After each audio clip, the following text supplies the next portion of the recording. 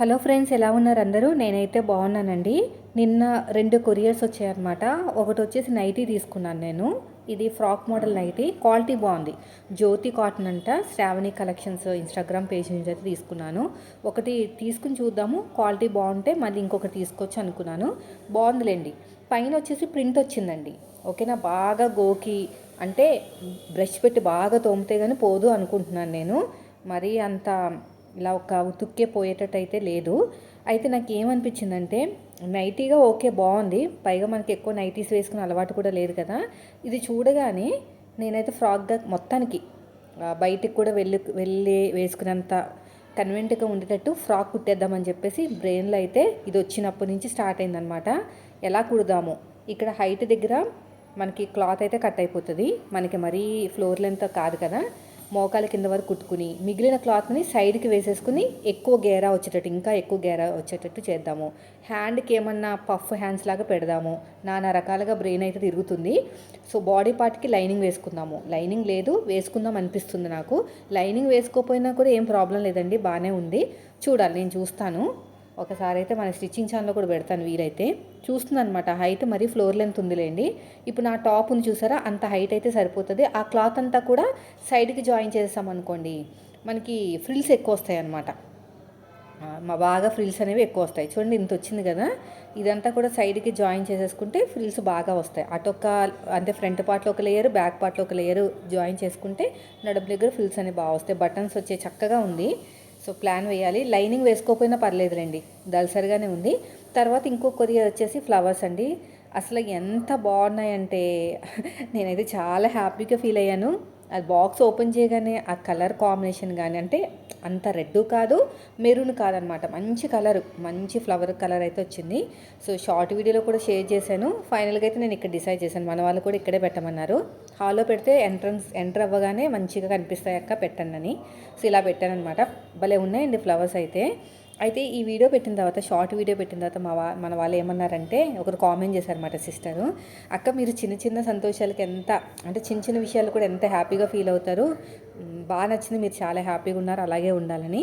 అవునండి, ఇది మాత్రం కరెక్ట్. మనసుకు నచ్చితే అది చిన్నదా పెద్దదా అనేది మ్యాటర్ కాదు, కళ్ళకు నచ్చాలి, మనసుకు టచ్ అవ్వాలన్నమాట. అయితే ఇక్కడ ఒక విషయం మీతో షేర్ చేస్తాను. మా వారు ఏం చేశారంటే, ఒకసారి 3 కాసులు పెట్టి ఇలాగ నక్లీస్ చేయించారండి. 3 కాసులు కూడా కాదు, రెండు కాసులు అనుకుంటా.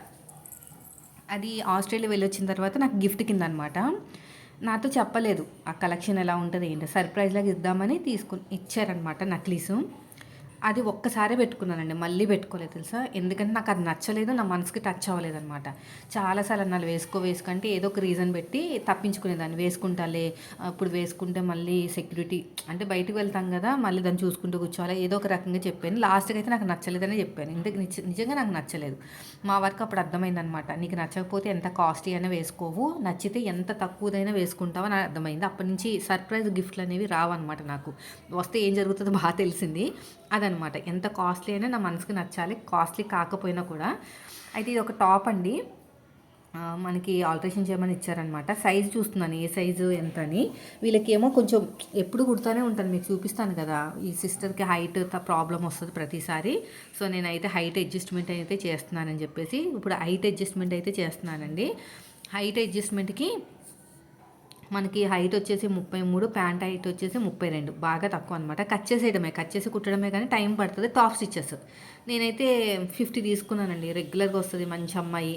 ఇంకొక ఫ్రెండ్లా ఫీల్ అయ్యాను నేను. ఒక కస్టమర్గా నేను ఎప్పుడు చూసుకోను మన వాళ్ళని, ఒక ఫ్రెండ్లా ఫీల్ అయ్యి 50 తీసుకున్నాను. మామూలుగా అయితే ఇంకా ఎక్కువే తీసుకోవాలి, 70 వరకు వెళ్ళిపోతుంది. ఎందుకంటే ఆల్టరేషన్స్ అంటే అంత ఈజీ కాదు. మనవి కుట్టుకునేటప్పుడు తలనొప్పి వస్తుంది, ఇంకా బయట వాళ్ళు కుట్టాలంటే ఇంకా. ఇక్కడ హ్యాండ్ కూడా కట్ చేసేసి ఆ పట్టి ఉంది చూసారా, ఎల్లో కలర్ పట్టి, అది కూడా జాయిన్ చేయాలి. ఇంకా హైట్ కూడా కట్ చేయాలి. ఇంకా చాలా ఉన్నాయిలేండి పనులు. ఇవన్నీతో కంపేర్ చేస్తే ఒక half an hour to 40 minutes time పడుతుంది ప్లెయిన్ బ్లౌజ్ కుట్టే అంత టైం అనమాట. అంటే దగ్గర 120 రూపీస్. సో అంత తీసుకోలేదు, 50 తీసుకున్నాను. సో బయట కూడా మనం అడిగినా కూడా అంత ఇవ్వర్లేండి. ఆల్టరేషన్స్ అనగానే వెనక్కి వెళ్ళిపోతారు. పెద్ద టైలర్స్ అయితే అట్లీస్ట్ అక్కడ గడప దాకా కూడా రానివ్వరనమాట. ముందే చెప్పేస్తారు రావద్దు, ఆల్టరేషన్స్ ఏం చేయమని. సో ఇప్పుడు వచ్చేసి నేను హ్యాండ్ అయితే కట్ చేసేస్తున్నాను, ఎంత పొడుగు వచ్చిందంతా. అక్కడ ఎల్లో కలర్ బార్డర్ వచ్చింది కదా, అది కూడా నేనైతే కట్ చేసేసి స్టిచ్ వేస్తాను అనమాట. హైట్ కూడా అంతే. ఆ లైనింగ్ వర్క్ కట్ చేశానండి. అంతకంటే ఒక 1 ఇంచ్ పైకే కట్ చేయాలి కానీ కట్ చేయలేదు, మళ్ళీ లైనింగ్ వేస్ట్ అయిపోతుందని చెప్పేసి. ఇక్కడ కూడా కరెక్ట్గా పెట్టేసుకొని ఇంకా సైడ్ జాయింట్ అంటారా, కుట్టేటప్పుడు అని చూసుకోవచ్చు. ఆర్మ్ లూజ్ వచ్చేసి 8 ఇంచులు, 7 అలా ఉందన్నమాట. పైనుంచి మీకెందుకు ఇలా అవన్నీ చూపిస్తున్నానంటే మీ అయినా చేసుకుంటారు కదా ఇంట్లో మిషన్ ఉంటే. చక్కగా ఒక దగ్గరికి వెళ్ళి 10 సార్లు వాళ్ళ చుట్టూ తిరిగే కన్నా మీరే చేసేసుకోవచ్చు చక్కగా. అది కొంచెం మనకి సెల్ఫ్ రెస్పెక్ట్ ఉన్న వాళ్ళకి అంటే ఇంట్రెస్ట్ కూడా ఉండాలండి. టైలరింగ్ అంటే ఇంట్రెస్ట్ కూడా ఉండాలి. సెల్ఫ్ రెస్పెక్ట్ ఉన్న వాళ్ళకి 10 సార్లు తిరిగామనుకోండి, నాకైతే ముందే కాలిపోతుంది, అన్నిసార్లు తిప్పించుకుంటుంది, మనమే కుట్టేసుకోవచ్చు కదా. నేనైతే పట్టుదలతో నేర్చుకున్నానండి. అందుకు నిజం చెప్తున్నాను. మా చిన్నోడు అన్నప్రాసనానికి బ్లౌజ్ ఇస్తే ఎంత అసలాగా తిప్పిందంటే, అప్పటికే మనకు కొంచెం అంతంత మాత్రం ఇంట్రెస్ట్ ఉంది, సర్లే నేర్చుకుందామని. ఆ ఈగో వల్లే నేను నేర్చుకున్నానండి. అమ్మ ఇన్నిసార్లు తిరగాల చుట్టూరు, నాకు ఎలాగో ఇంట్రెస్ట్ ఉందిగా నేనే నేర్చేసుకుందామని అదొక్క పట్టుదల అనమాట. అసలు నేను వేసుకునేది ఒక ఇష్టం వచ్చినట్టు కుట్టేసింది. నెక్ ఎక్కువ పెట్టేసింది, వెనకాల ఎక్కువ నెక్ పెట్టేసింది. బో అసలు నేను అప్పటికే ఆ బ్లౌజ్ వేసుకోవట్లేదు. ఇదిగోండి ఇక్కడ చూసారు కదా, ఈ క్లాత్ని మనం జాయిన్ చేసుకోవాలన్నమాట. కుట్టేటప్పుడు చేసుకోవాలి. నేనేం చూపించాను, జస్ట్ మీకు కొద్దిగా ఐడియా వస్తుందని చెప్పేసి చెప్తున్నాను అనమాట. ఇంకా పిల్లలు స్కూల్కి వెళ్ళే టైం అండి.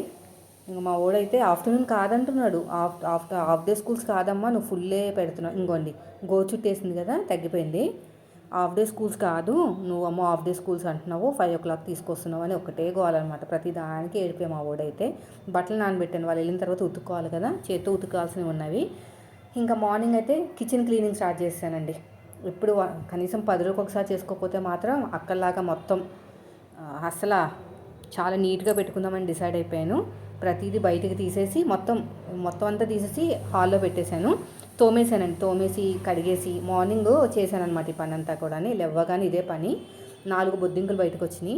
అప్పటికే అక్కడ ఎంతలాగా దులుపుకుని వచ్చాము మీకు తెలుసు కదా, ప్రతి వీడియోలో చూపించాను కదా, ఎక్కడ స్కిప్ చేయకుండా 4 బొద్దింకలు బయటకు వచ్చినాయి అనమాట. అప్పుడు అర్థమైంది 10 రోజులు కాదు, వారం రోజులు చేసుకోవాలి. పైన కూడా క్లీన్ చేశాను. అక్కడ పైన సజ్జలా ఉంది కదా, అక్కడ కూడా క్లీన్ చేశాను.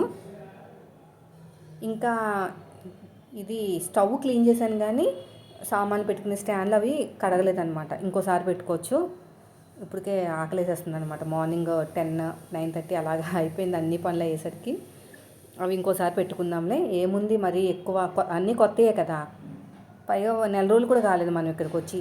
నాకు మాత్రం ఎన్నో డేస్ అయిపోయినట్టు అనిపిస్తుందండి. మా వారు కూడా అలాగే అనిపిస్తుంది. ఎందుకో మరి మాట్లాడే వాళ్ళు లేకనా అలవాటు, ఇంకా కొత్త ప్లేస్ కదా అందుకున్నానేమో అనిపించింది నాకు. చాలా డేస్ అయిపోయినట్టు, 1 month కూడా అవ్వలేదు మేము వచ్చి, చాలా డేస్ అయిపోయినట్టు అనిపించింది అనమాట. నేను ఎవరితో ఎక్కువ మాట్లాడనండి. ఆ ఎక్కువ మాట్లాడితేనే కొంచెం ప్రాబ్లము. ఎవరితో అయినా సరే ఎంతవరకు మాట్లాడాలి అంతవరకే మాట్లాడాలి. అయినా నేను అంత మింగిల్ అయిపోను. స్టార్టింగ్లోనే కొంచెం టైం పడుతుంది నాకు. ఇదంతా మంచిగా బ్రష్ పెట్టి తోమేశానండి. బాగానే ఉంది, అంత ఏం పాడైపోలేదు. మనం వచ్చి ఒక 25 days కూడా అవ్వలేదు కదా, కానీ ఎందుకైనా మంచిగా పెట్టుకుంటేనే బాగుంటుంది కదా. నాకైతే కిచెన్ బాగా నచ్చేసింది. నాకు మీకు ఏం నచ్చింది చెప్పండి. కిచెన్ నచ్చిందా, హాల్ నచ్చిందా, బెడ్రూమ్ నచ్చిందా?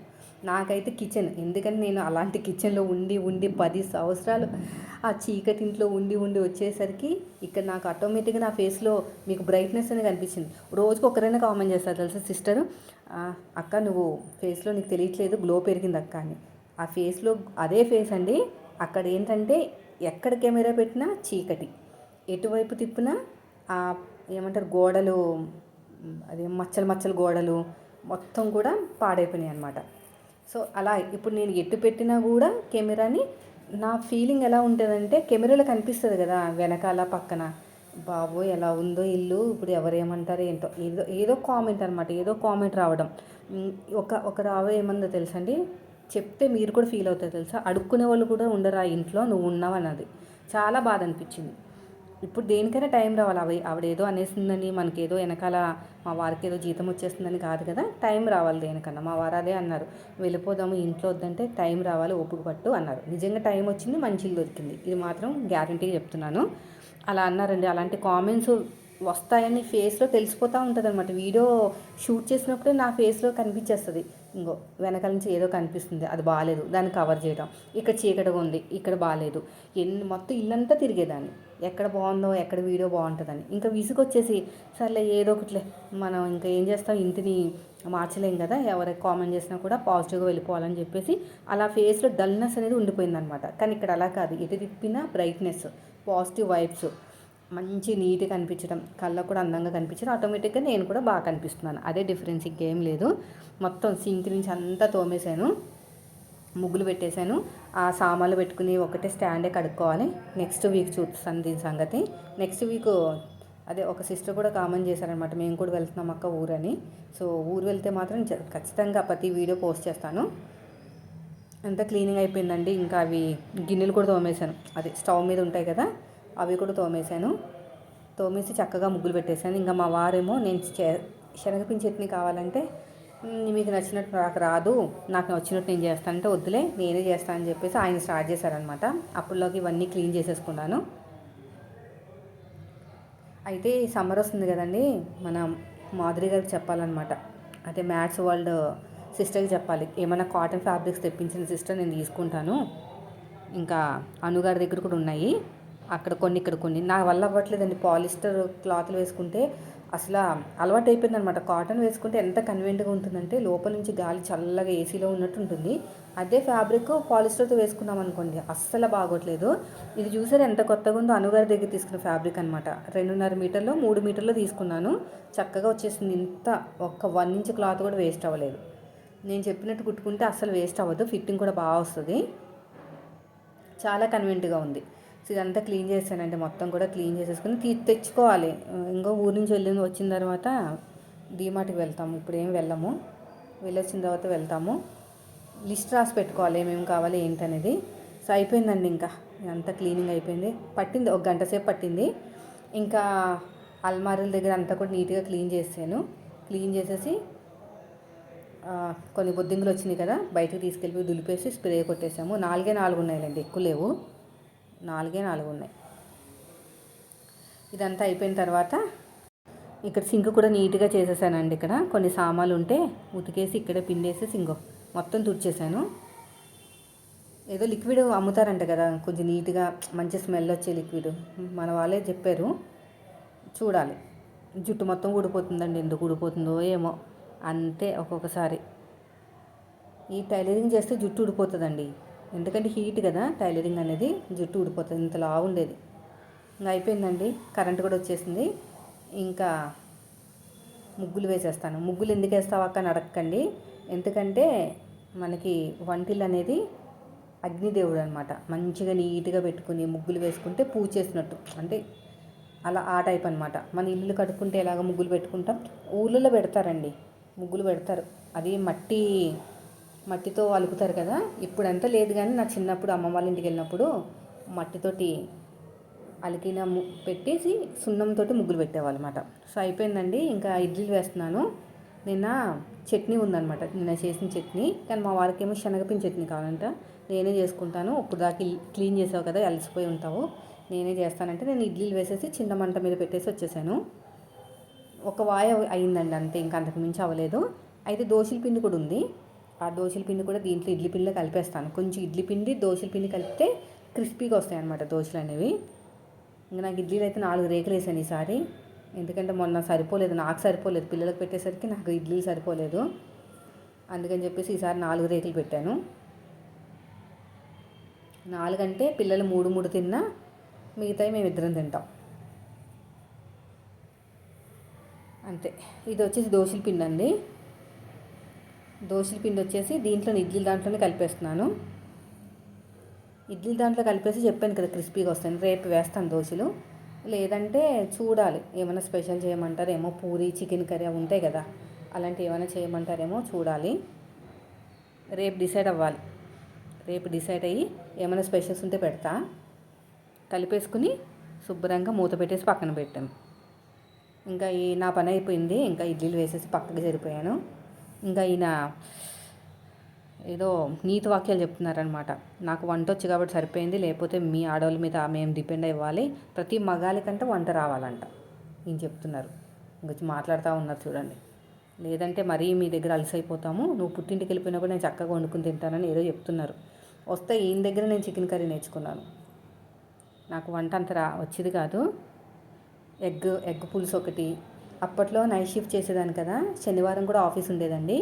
అయితే ఏం చేసేవాళ్ళమంటే ఆఫీస్లో నైట్ 11 లాగిన్ అండి. నైట్ 11 లాగిన్ అయ్యి మార్నింగ్ 7 లాగౌట్ అనమాట. అంటే అయిపోతుంది ఇంకా. మళ్ళీ ఆఫీస్కి రావాలి. అలా రాకుండా 11 వరకే, అంటే మళ్ళీ నెక్స్ట్ 7 నుంచి కంటిన్యూషన్ అనమాట. చాలా కష్టపడ్డానులేండి. అప్పుడు కూడా జీతం అంత సరిపోయేది కదా ఇద్దరిది. ఈయన శాలరీ కూడా చాలా తక్కువ అప్పుడు. ఇద్దరికి సరిపోదని చెప్పేసి నేను కూడా జాబ్ చేసేదనమాట. మార్నింగ్ అది నైట్ 11కి వెళ్తే మళ్ళీ నెక్స్ట్ డే 1 వచ్చేదాన్ని. అంటే 2 షిఫ్ట్లు చేసేదాన్ని. అసలు ఇప్పుడు తలుచుకుంటే నేనైనా అంత చేశాను, అంత ఓపిక నాకు ఎక్కడి నుంచి వచ్చింది అనిపిస్తుంది. ఎందుకంటే అప్పుడు పిల్లలు పుట్టలేదు ఇంకా.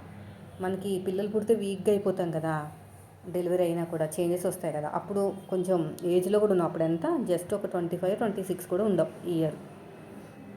పెళ్ళైన 1 ఇయర్ పుట్టారులేండి పిల్లలు. అంత ఏజ్ కూడా, అంటే 25 ఏజ్, అంత ఏజ్లో స్ట్రాంగ్గానే ఉంటాం కదా ఎంతైనా. అప్పుడు వేరే వాళ్ళతో కంపేర్ చేస్తే నేను వీకేనండి. అయినా సరే అలాగా నైట్ షిఫ్ట్ చేశాను అనమాట. ఎందుకంటే ఫినాన్షియల్గా స్ట్రాంగ్గా ఉండాలి అని ఆతృత ఎక్కువ నాకు. ఎవరిని అడగకూడదు, ఒకరికి అప్పిచ్చేంత ఎదగవలసిన అవసరం లేదు, కానీ ఒకరికి దగ్గరికి వెళ్ళి అడగకూడదు. అలా ఫినాన్షియల్గా స్ట్రాంగ్ ఉండాలంటే కష్టపడాలి. దీనికన్నా ఎక్కువ కష్టపడ్డాను. మీరు ఈ వీడియో చూసి అక్క నువ్వు చాలా కష్టపడతావు, ఇది ఒక మూలకు కూడా రాదని చెప్పాలంటే అంతకంటే ఎక్కువ కష్టపడ్డాను. అన్నీ నైట్ షిఫ్ట్సే. 3 నెలలు నైట్ షిఫ్ట్ అంటే మాటలా. నైట్ షిఫ్ట్ అంటే ఇప్పుడు 11కి వెళ్ళాలి, మార్నింగ్ 7కి. నైట్ అంతా పని చేయాలి. మధ్యలో ఒక 10 నిమిషాలు బ్రేక్ ఉంటుంది అంతే. 3 గంటలకు స్టార్ట్ అవుతుందండి నిద్ర. ఎర్లీ మార్నింగ్ 3 గంటలకి. 11 గంటల నుంచి 2:30 వరకు, 3 గంటల వరకు పర్లేదు, ఏదో కవర్ చేయొచ్చు, అంటే ఉండగలుగుతాం. 3 నుంచి 4 గంటల వరకు కంట్రోల్ 1 గంట పీక్ స్టేజ్ అనమాట. ఆ 1 గంటలో ఎంత నిద్ర వస్తుందంటే, అయినా సరే ఆపుకుంటే ఇంకా 4:30 కల్లా తేలిపోతుంది నిద్ర. మళ్ళీ ఇంటికి వచ్చి రాగానే నా వంట చేసి పెట్టేవాళ్ళు, చేసేసి ఆఫీస్కి వెళ్ళిపోయేవారు. అప్పుడు మేనేజర్ కాదు, మామూలు ఎంప్లాయీ. అప్పుడు కూడా శాలరీ బాగా తక్కువ ఈయనకి. అయితే వంట చేసేసి వెళ్ళిపోయారు అనమాట. నేను తినేసి ఇంకా పడుకునేదాన్ని. మళ్ళీ మధ్యాహ్నం లేచి అన్నం తినేదాన్ని, మళ్ళీ పడుకునేదాన్ని. 4 గంటలకు 5 గంటలు లేచేదాన్ని. అప్పుడు తిని వచ్చేవాళ్ళు. మళ్ళీ నైట్ అన్నం తినేసి ఆఫీస్కి వెళ్ళిపోవడమే, అంతే. అలా ఉండేది లైఫ్. ఇప్పుడు నేను ఏం చేస్తున్నాను తెలుసా, కాకరకాయ పులుసు చేస్తున్నాను. దానికోసం ఫస్ట్ ఉల్లిపాయలు అయితే ఫ్రై చేశాను. ఇక్కడ చిన్న కడాయిలో నువ్వులు, కొంచెం ఉల్లిపాయ, జీలకర్ర, శనగపప్పు, మినపప్పు ఈ ఫ్రై చేసేసి మిక్సీ పట్టేస్తాను. కమ్మగా ఉంటుంది. ఎందుకంటే చేదు అనేది తగ్గుతుంది అన్నమాట. తగ్గింది నిజంగానే, కానీ ఆయిల్ అనేది పైకి తేలలేదు మరి ఎందుకో. ఇది అయిపోయింది కదండి. దీంట్లో ఏం చేయాలంటే, ముందుగా నేను ఏం చేశానంటే కాకరకాయలని కట్ చేసేసి ఉప్పు పసుపు వేసేసి బాగా పిసికేసి కడిగేసి పక్కన పెట్టాను. అంటే అందులో అంతా చేదంతా పోతుంది కదా, పక్కన పెట్టుకుని అప్పుడు దీంట్లో వేసేసి మగ్గబెట్టేశాను బాగా. ఇంకా నేనైతే టమాటా ఏం వేయలేదండి. ప్రతిసారి టమాటా ఎందుకు మీరు అంటున్నారు కదా, అందుకని చెప్పేసి టమాటా వేయలేదు. చింతపండు బాగా పిసికేసి, అంటే కొంచెం చిన్న చింతపండు నానబెట్టుకున్నాను అనమాట. చిన్న సైజు నిమ్మకాయ అంతా నానబెట్టేసుకుని దీంట్లో వేసేసాను. వేసేసిన తర్వాత కొంచెం బెల్లం ముక్క వేసాను. టేస్ట్ బాగుంది. అది మిక్సీ పట్టేసాను. అవన్నీ ఫ్రై చేసుకున్నాను కదా, కమ్మగా ఉంది. కానీ నూనె పైకి తేలలేదు. నాకు ఎప్పుడూ తెలదు నూనె, ఇప్పుడే కాదు ఎప్పుడూ పైకి నూనె అనేది తేలకుండా ఉంటుంది అనమాట. అది ఎందుకో నాకు ఇప్పటికీ అర్థం కాదు. ఇదంతా మగ్గిపోయిన తర్వాత మూత పెట్టేసి మగ్గబెట్టేసానండి. బాగా మూత పెట్టేసి బాగా మగ్గబెట్టేసాను అనమాట. ఇంకా అల్లం వెల్లుల్లి పేస్ట్ అవి ఏం వేయలేదు. ఇది అయిపోయింది. టమాటా వేసుకుంటే ఇంకా గ్రేవీ కింద ఉండనేమో మరి, నేను వేయలేదు. ఇంకో 10 నిమిషాలు బాగా ఎక్కువసేపే మగ్గపెట్టానులేండి. ఇలా ఫ్రై చేసిన తర్వాత మూత పెట్టేసి ఇంకా మోస్ట్లీ ఫ్రై అయిపోయినట్టే.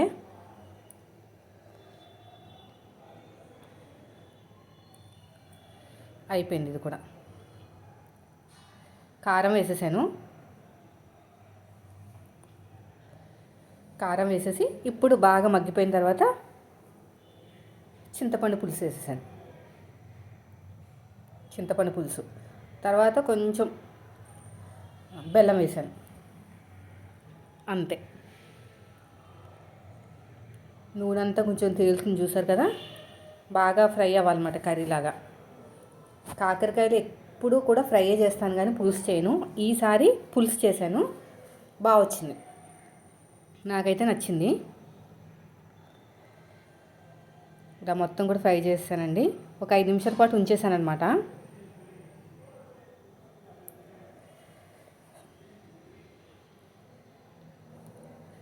ఇదంతా అయిపోయిన తర్వాత గరం మసాలా వేసాను. గరం మసాలా కాదు, ధనియాల పొడి, సారీ. తర్వాత చింతపండు. ఎందుకంటే నేను ధనియాల పొడి వేసానంటే ధనియాలు లేవు, బెల్లం వేసాను, అంతేనండి. మిక్సీ పట్టుకున్నాను కదా, అది కూడా వేసేసాను. ఈ గ్రేవీ వేసినందుకు అనుకుంటా నూనె తేరలేదు, లేకపోతే నార్మల్గా అయితే నూనె తేలిపోతుంది. తర్వాత ఎండు కొబ్బరి వేసానండి. ఎండు కొబ్బరి వేసేసి ఈ గ్రేవీ కూడా వేసాను. కొంచెం వాటర్ వేసి తిప్పాను అనమాట. ఈ గ్రేవీ వేసినందుకు అనుకుంటా కమ్మదనం వచ్చింది, కానీ నూనె మాత్రం ఆయిల్ పైకి అలా తేలలేదు. సో ఇదండి ఈరోజు వీడియో. నచ్చితే లైక్ చేయండి ఫ్రెండ్స్. ఇంకా ఇలాంటి వంటలు ఏమైనా ప్రయోగాలు చేసినప్పుడు ఖచ్చితంగా మీతో షేర్ చేస్తాను. బాగుంది, టేస్ట్ బాగుందండి. మీరు ట్రై చేయాలనుకుంటే ట్రై చేయండి. కానీ చూడడానికి అలాగా ఇంత నూనెలతోటి అంత లుక్ రాదు, కానీ టేస్ట్ మాత్రం కమ్మగా ఉంది. పిల్లలు కూడా తినచ్చు. పిల్లలు కూడా తిన్నారంటే మీరే ఆలోచించుకోండి. చేదు అనేది తినే కొద్ది వస్తుంది, అంతేగాని మరీ చేదు లేదు. కమ్మదనం ఎక్కువ ఉందన్నమాట. చేదు కొంచెం ఉంది, కమ్మదనం ఎక్కువ ఉంది. కొంచెం దగ్గర పడేదాకా ఉడికించేసానండి. సో అంతేనండి, చూసారా? వీడియో నచ్చితే మాత్రం ఖచ్చితంగా లైక్ చేయండి ఫ్రెండ్స్. మీరు మన ఛానల్ ఫస్ట్ టైం చూస్తే సబ్స్క్రైబ్ చేయండి. మూత పెట్టేసి దగ్గరికి అయిపోయిన తర్వాత దింపేశాను అనమాట. ఇలా మూత పెట్టేశాను. నాకు ఎందుకో టేస్ట్ చూస్తే కారం తక్కువ అనిపించింది. మళ్ళీ ఇంకొక 2 టేబుల్ స్పూన్ వేసాను. అంటే గ్రేవీ వేసాం కదా, 2 టేబుల్ స్పూన్ కారం వేసాను అనమాట. ఎందుకంటే అది మనం కమ్మగా ఉంది కదా, కొంచెం కారం వేస్తే సరిపోతుంది. Thank you for watching.